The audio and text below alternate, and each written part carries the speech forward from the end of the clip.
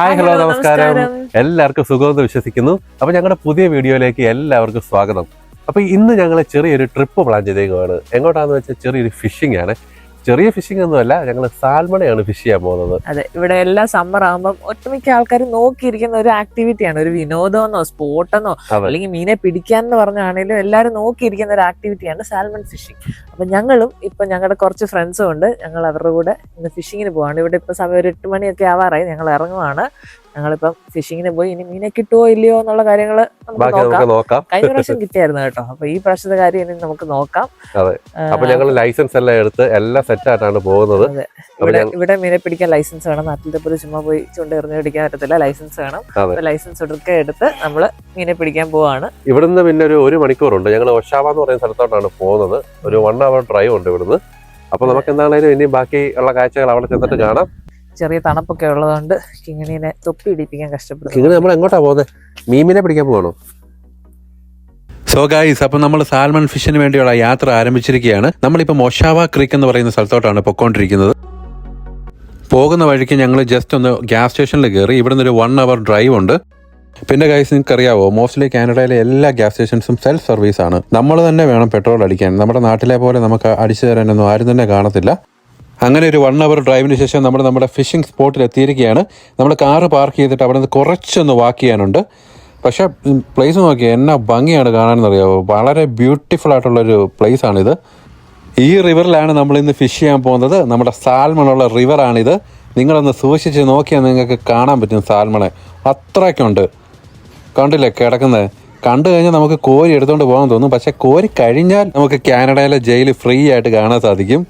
ഇവിടെ നമുക്ക് ചൂണ്ടയെറിഞ്ഞ് മാത്രമേ ഫിഷ് ചെയ്യാൻ പറ്റത്തുള്ളൂ. ഈ മീനെല്ലാം കൂടെ കിടക്കുന്നത് കണ്ടിട്ടുണ്ടല്ലോ. ഞങ്ങൾ പെട്ടെന്ന് തന്നെ ചൂണ്ടയെല്ലാം സെറ്റാക്കി കാസ്റ്റിംഗ് സ്റ്റാർട്ട് ചെയ്തു. കണ്ടില്ലേ, ഇവിടെ ഒരുപാട് പേര് ഫിഷ് ചെയ്യാൻ വരുന്നുണ്ട്. അപ്പുറത്തും ഇപ്പുറത്തും എല്ലാം നിന്ന് ഫുൾ ഫിഷിംഗ് ആണ്.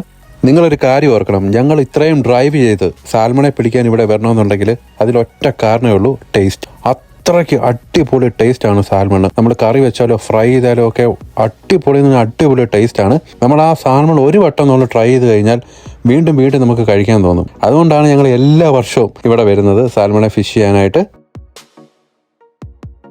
പിന്നെ വേറൊരു കാര്യം എന്ന് പറഞ്ഞാൽ, ബാക്കിയുള്ള മീനുകളെ പിടിക്കുന്ന പോലെ അത്രയ്ക്ക് ഈസി അല്ല ഈ സാൽമണെ പിടിക്കാന്ന് പറഞ്ഞാൽ. നല്ല പാടാണ്. വൺസ് അത് സ്ട്രൈക്ക് ചെയ്ത് കഴിഞ്ഞാലില്ലേ, നമ്മൾ നല്ലപോലെ ഫൈറ്റ് ചെയ്യേണ്ടി വരും. അത്രയ്ക്ക് പാടാണ്. ചിലപ്പോൾ നമ്മുടെ ടങ്കീസ് എല്ലാം പൊട്ടിച്ചുകൊണ്ട് പോകും. അത്രയ്ക്ക് നമ്മൾ ഫൈറ്റ് ചെയ്ത് വേണം അതിനെ പിടിക്കാനായിട്ട്.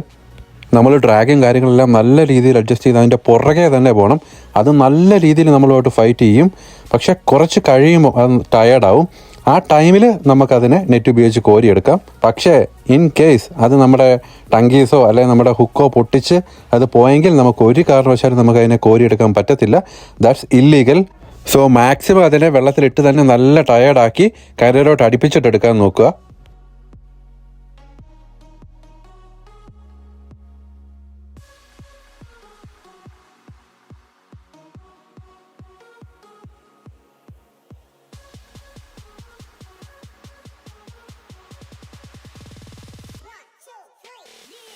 കിങ്ങിണിനെ കേട്ടോ, കിങ്ങിണി ഇതെല്ലാം കണ്ട് നല്ല വണ്ടടിച്ചിരിക്കുമായിരുന്നു.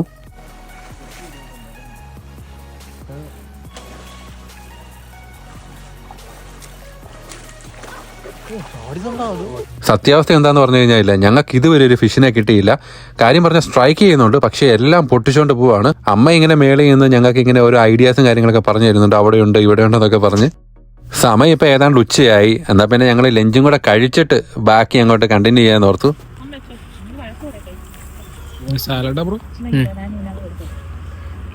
ലഞ്ചൊക്കെ കഴിച്ച് ഫുൾ എനർജിയോടെ വന്നേക്കുവാണ് ഞങ്ങൾക്ക് പിന്നെ നല്ല വാശിയായി. ഇത്രയും നേരമായിട്ട് ഞങ്ങൾക്ക് ഒരു മീനെ പിടിക്കാൻ പറ്റിയില്ല. ഫുൾ സ്ട്രൈക്ക് ചെയ്ത് പൊട്ടിച്ചു പോവുക. ഞങ്ങൾ തീരുമാനിച്ചുറപ്പിച്ചു, ഇന്ന് ഞങ്ങൾ പോകുന്നുണ്ടെങ്കിൽ ഞങ്ങളൊരു ഫിഷായിട്ട് ഇവിടുന്ന് പോകത്തുള്ളൂ എന്നുള്ള കാര്യം. അങ്ങനെ ഗൈസ്, നല്ലൊരു സ്ട്രൈക്ക് കിട്ടി ഞങ്ങൾക്ക്. അവസാനം നമ്മുടെ ചൂണ്ടയിലൊരു മീൻ അങ്ങോട്ട് കൊളുത്തിയിരിക്കുകയാണ്. ഞങ്ങൾ മാക്സിമം അതിൻ്റെ പുറകെ പോയി ഫൈറ്റ് ചെയ്ത് അതിനെ ടയേർഡാക്കി ഞങ്ങളതിനെ എടുത്തിരിക്കുകയാണ്. കണ്ടില്ലേ, നല്ലൊരു പൊളപ്പൻ മീനെയാണ് ഞങ്ങൾക്ക് കിട്ടിയിരിക്കുന്നത്. ഒരു അത്യാവശ്യം നല്ല വലിപ്പമുള്ളൊരു മീനെ തന്നെയാണ് കിട്ടിയേക്കുന്നത്. എന്താണേലും മീനെയൊക്കെ കിട്ടി. ഞങ്ങൾക്ക് എല്ലാവർക്കും നല്ല സന്തോഷമായി. എല്ലാവരും നല്ല രീതിയിൽ എൻജോയ് ചെയ്തു. ഒരു ഫൺ ഡേ ആയിരുന്നു ഞങ്ങൾക്കിത്. സോ നിങ്ങൾക്ക് എല്ലാവർക്കും ഞങ്ങളുടെ ഈ കുഞ്ഞു വീഡിയോ ഇഷ്ടപ്പെട്ടെന്ന് കരുതുന്നു. ഇഷ്ടപ്പെട്ടു കഴിഞ്ഞാൽ ലൈക്ക് ചെയ്യുക, ഷെയർ ചെയ്യുക, സബ്സ്ക്രൈബ് ചെയ്യുക. So thank you for watching അവർ കുട്ടി ഫാമിലി.